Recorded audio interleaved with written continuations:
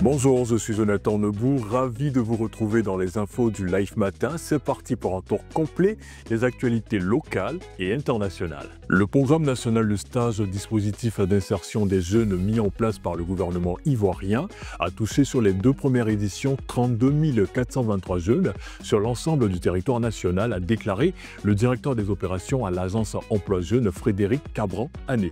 Dans l'est de la République démocratique du Congo, le programme de désarmement, relèvement communautaire et stabilisation au Nord Kivu a annoncé la reprise de ses activités. Objectif, retrait des groupes armés, y compris les forces démocratiques de libération du Rwanda, les FDLR. Au Nigeria, la sénatrice Natasha Akpoti-Ndouagan, accusant le président du Sénat d'harcèlement sexuel, a été empêchée d'accéder le mardi 22 juillet au Parlement, malgré une décision de justice en sa faveur. En Chine, plus de 230 enfants scolarisés en maternelle ont été empoisonnés par de la peinture au plomb. Les autorités chinoises ont arrêté 8 personnes, dont le directeur de l'école, et un rapport d'enquête pointe des tentatives de dissimulation.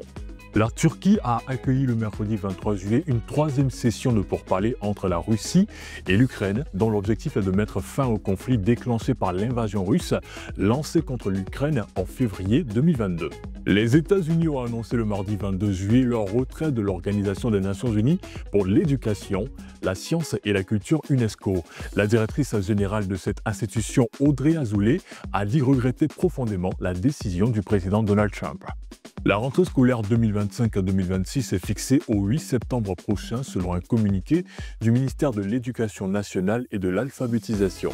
Fidèles auditeurs, merci de votre attention. Je vous retrouve très bientôt dans Live Matin. Continuez à suivre cette émission du lundi au vendredi de 6h à 9h sur Live Radio. L'information comme tu l'entends.